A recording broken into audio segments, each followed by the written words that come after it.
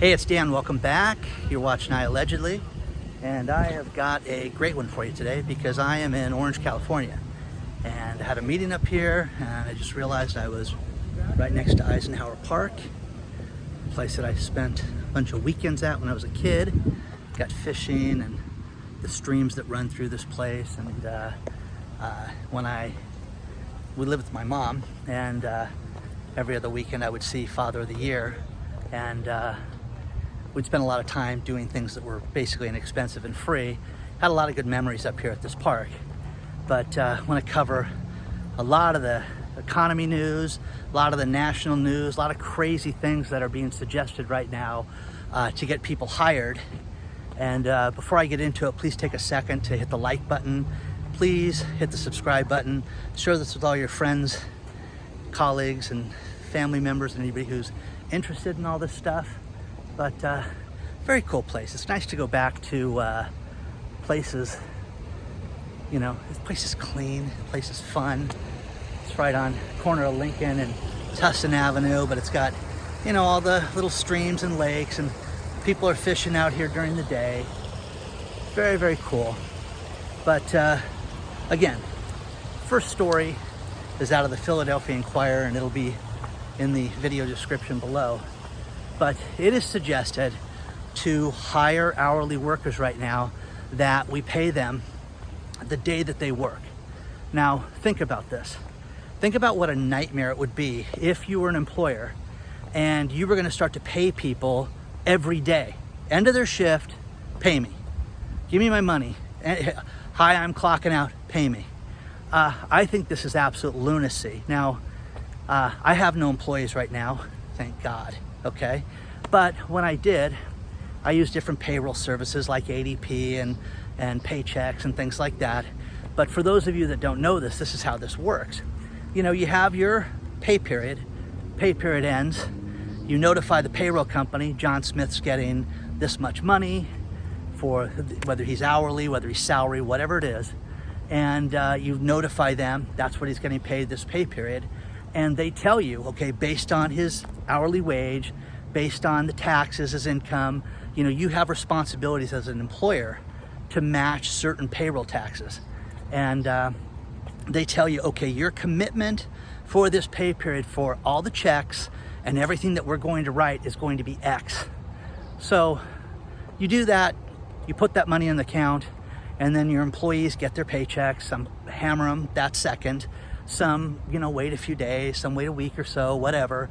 But those people go out and cash their checks. Now, imagine the logistics. Imagine the nightmare of having an employee and say, pay me every day. I don't even know how you can do this. I seriously.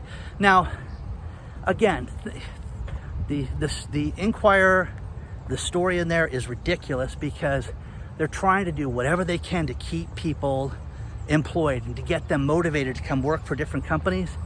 Now, think of the accounting nightmare if Johnny is given a partial payment, okay? Hey, you work, I'll give you half your wages that day. Again, the paycheck rolls around a week, two later, whatever it is, and it's short, okay? Or whatever, or hey, I already advanced you, you know, $98. No, you didn't, okay? I could just see what a complete mess that this would be. And again, I know people are desperate right now. I know people are having an incredibly difficult time right now. Look at how open this place is, by the way. Isn't this cool? I mean, you know, they had all the barbecues. When I was a kid, there was a rocket ship slide here, which is where I'm walking towards to see if it's still there, which I'm sure it would be incredibly unsafe, but it was one of those metal rocket ships. It was like 2 or 3 stories. You'd climb it, and it had the little tiny metal slide that would get so hot it would burn you, you know, going down.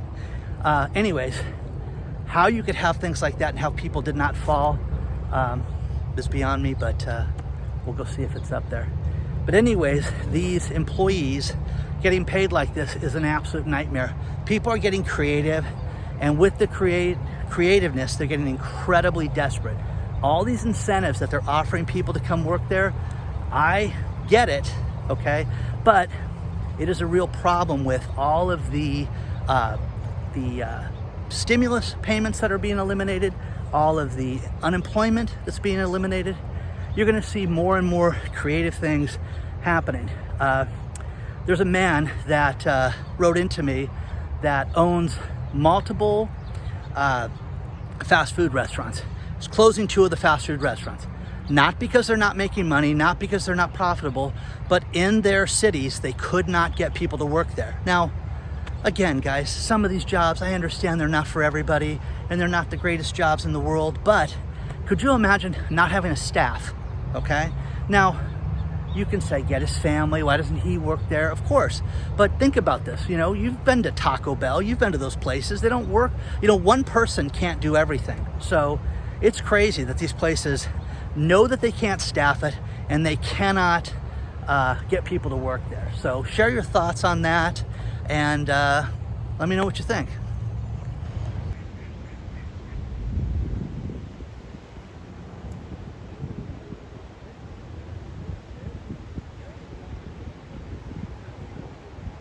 Well, like all good things, the big rocket ship slide is done, okay? It is now just a regular kid's little play area that looks incredibly safe, to say the least. But like all good things, it ends. Now, speaking of that, I had a brother reach out to me today, sent me an old flyer for the computer show. In 2001, there was this computer show that would travel from place to place to place. It would go to Orange County, LA, Santa Monica, Buena Park, Costa Mesa. I mean, it was all over the place. And basically every weekend they would have these computer fairs that would be packed. They would have hundreds of exhibitors. It was the cheapest place to buy computer hardware, computer parts, things like that. And I mean, it was amazing. But like so many things, the computer fair doesn't exist anymore. There's a niche that would be really cool. And if you brought that thing back, you know, 20 years later, it'd be kind of cool. But what else is not out there? What do you guys have in your life that's not open anymore? You know, like the rocket slide, okay? But there's so many things that we've seen shut down. Fry's Electronics, bankrupt. Circuit City, bankrupt. All these different places that we used to buy hardware at, and different supplies are just done and down for the count. And there's more and more of that coming. You know, I mean, I just, you know, don't even know what's left open right now to buy stuff like that. You know, there's a few computer stores, Micro Center and Best Buy, you know, things like that. But other than that, I just don't know what else is out there here in Southern California, at least. And this leads me to a couple of Bitcoin stories. There is a lake in New York, upstate New York, Seneca Lake, that was bought by a hedge fund, and they are now polluting the environment, and you know, and they are mining Bitcoin. Oh my gosh! And in February, it was rumored that they had mined 1,100 Bitcoin. They are spending so much money to have 8,000 servers at this this lake. The story will be below, by the way. This is out of CNBC. That the lake has, the temperature of the lake has risen so much, it's killed all this different environment, all these different fish. It's like taking a bath, which cannot be good and cannot be good for the environment, algae growth, all this stuff that's just not supposed to be on lakes. So there's that. And you know, again, you know, where do you draw the line with this stuff with Bitcoin? You know, is it worth it? You know, we saw a high of $64,000, and leads me to another story, Bitcoin story, where they're talking about, hey, the halving of Bitcoin, meaning half, cut it in half, of Bitcoin is about to end, because you're going to see that now that China's made their demands and their changes, which we've only heard what China's going to do. They haven't completely said they're getting rid of Bitcoin and eliminate it. They're just making all these different demands on this. By the way, this is where I climbed up the hill. This is where the lake kind of, or the little river kind of starts. It's kind of cool. And this runs downhill towards the big lake where they have the fish. Anyways, Alex Saunders, who's a Bitcoin expert, was talking about how, oh, this is just the beginning, and there's so much more to this, and we've seen the halving, and this guy thinks that Bitcoin in 2021 there's a ducky right there, that we're going to see Bitcoin hit $125,000, okay? It is having some serious trouble getting above 40 grand right now, and no one wants to really admit that. So, you know, again, Elon Musk can tweet about it, Mark Cuban can tweet about these cryptos, and look at all the wild geese, guys.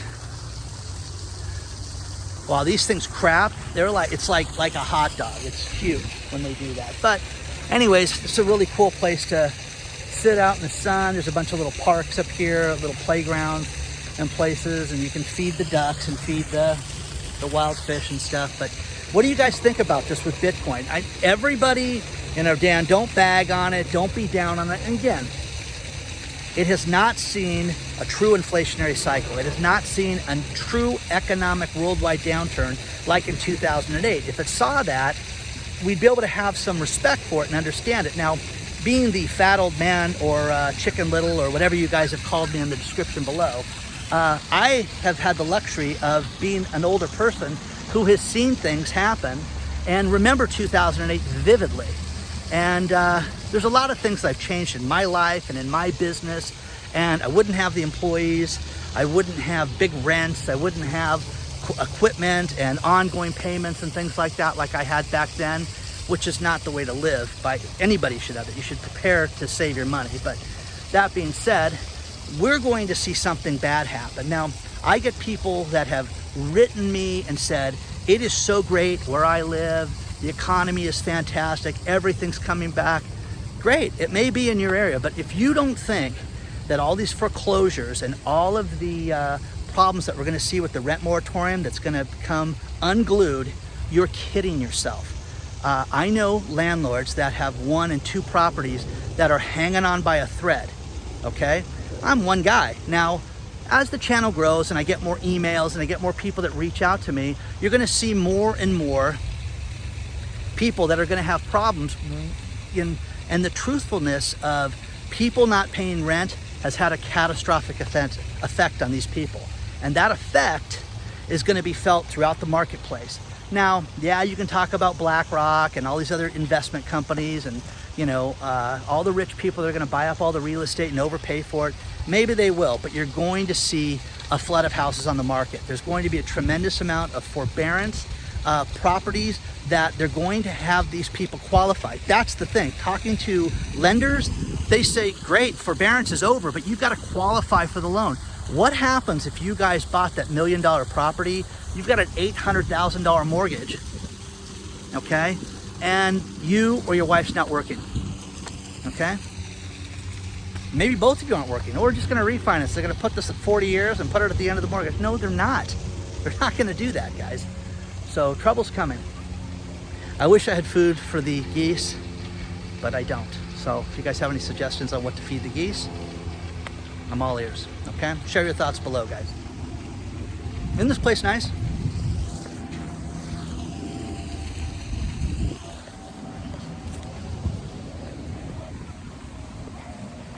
I like places like this where the birds don't freak out when you walk by them because they just see so many people. Look at these two guys. These guys are crazy looking.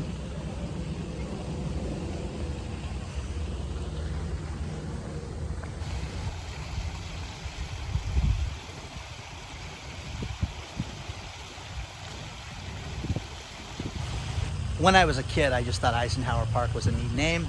Here's a plaque that shows why it was named Eisenhower Park after President Eisenhower, and explains everything he did in his life and for the country. Couple of other stories that are absolutely crazy is there is a Neiman Marcus in San Francisco that was looted during the day. So much so that there were 11 perpetrators that came in broad daylight and ransacked the store and stole hundreds of thousands of dollars worth of merchandise, okay? Shopping bags full of stuff, took everything, looted it, busted cases, took everything. And again, where are armed guards, okay? Where is security? I don't know. But again, you know, somebody that sent me this story said if they would have stepped in, if they would have pulled a Jeremiah Babe on this, I think that they would have been held responsible. And then you look at in the same city, San Francisco, where crime is rampant. They just shut down 17 Walgreens stores. Again, if you get your pharmacy, your prescriptions from a pharmacy at Walgreens, what do you do if they shut that down? Oh, I guess I got to shift it someplace else. Well, what does Granny do if it's on the corner? Okay. So again, because of larceny, they had to do this. Now, the next story is Target. Target is closing its stores early in these areas to have them close at 6 o'clock, okay? And because of all the crime and all the theft and all the larceny in the store. So again, imagine people just walk in. They're not being prosecuted. The police have nobody in custody for the Neiman Marcus robbery, and they're looking at footage and they're evaluating what to do and if anybody's recognizable, okay? Again, this is just mayhem. It's anarchy up in San Francisco. Why anybody would go up there right now is absolutely beyond me, and why you would live in a city like that is beyond me. So share your thoughts, guys, because eventually they're gonna do this at the wrong store, okay? That's my prediction, okay? And you're gonna have completely different footage in the future. And the different footage is going to be that they're going to have an overzealous security guard who is dying to be a cop and just can't make it on the force, and is going to take matters into his own hands. Okay, that's what I think is going to happen. But again, all little duckies, mama with her babies. Check this out.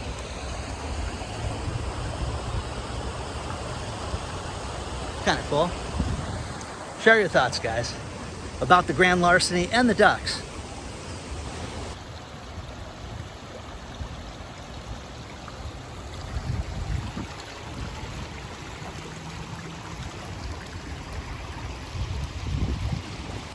Now these last two stories are kind of tied together, and that first one is from NPR, and it's beware of shrinkflation, inflation's devious cousin. Now, again, shrinkflation we're seeing more and more and more of. And what this article talks about, which we're seeing all over the place, is cereal boxes that go from 19.3 ounces to a box to 18.9 ounces. Now you can say a dance an ounce, it's a big deal. No, it is a big deal because the price went up 40 cents. And the other thing is orange juice. Orange juice usually comes in 32 and 64 ounce containers. Okay, 16, 18, stuff like that too. But now they're taking the 64 ounce containers and making them 59 ounces. What is that? What is 59 ounces? I know a gallon is 64 ounces, but again, what is 59 ounces? It's 50 cents more, that's what it is. So you're seeing this more and more and more. Now, again, I'm always one to save money. So I walk over the little bridge, you know, and I like places. We have a place here in California called Grocery Outlet where they sell a lot of stuff, and each store is basically set up around the community. So you've got some places have different items. They buy closeouts and stuff like that, but you can save money on things like cereal and things like that. Do you guys have a place like that? Share your comments below. And the next story is from our buddies at Subway, who are going to revamp their menu. Imagine that. Okay, here's the first thing that floored me with Subway. Subway has 21,000 locations. Who knew, okay? I mean, I won't eat there again after the tuna mess, but they're going to have a new menu that's rolled out in the next 10 days called Eat Fresh, Refresh. And again, we're gonna have real ingredients in our food. So again, it's preposterous. It's absolutely ridiculous that that they're doing this. They're gonna give away a bunch of free turkey sandwiches and not charge people for that. So again, you know, do you guys think that this Eat Fresh, Refresh thing is a big deal? Do you think that it's gonna be something you're gonna try now? Remember, they've never really responded to the tuna mess. Isn't that cool? Anyways, the lake, it's got good fishing. First place I learned to fish was out here. Little crappie and bluegills, and every now and then they'd have a trout that would survive. and make it, but they've got pumps and they pump it back, and you guys can see the gist of how big that is. But again, Subway, I mean, I think that this is utterly preposterous that they're changing the menu this way, talking about this, and making it eat fresh, refresh. Good for them. Hopefully it'll work out. I think that they're in for an absolute nightmare because they never really addressed the situation with the tuna, and maybe they'll get fresh tuna this time. Sorry guys, I'm gonna go through your line, okay? Pardon me. How's it going today, guys? Catch anything? Yeah. Oh, cool. Good for you. So again, guys, share your comments below. Please hit the like button. Please don't forget to hit the subscribe button. And again, you know, sometimes you just got to go back to places. Like, isn't this cool? I mean, you know, when I was a kid, they didn't have this paved. It was all dirt. But it's just a great place. You know, my mom would take us here on the weekends, and we'd just, God, it just seemed like paradise. We'd do all this fun stuff, and it was absolutely free because mom had no money.